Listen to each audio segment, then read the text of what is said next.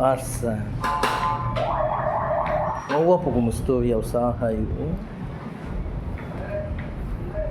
Nag-riban po ako. My first client would be recommended by Shalin May from Albor, Bohol. 9 oros. Diba? Welcome to my vlog. Jama vlogs. Wala yung views vlog. Diba day?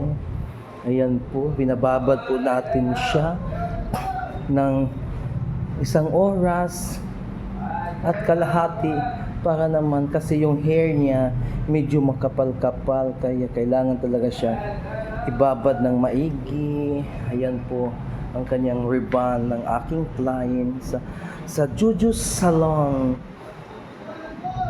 Magic Touch, Retouch by Touch Simbako. Di ba?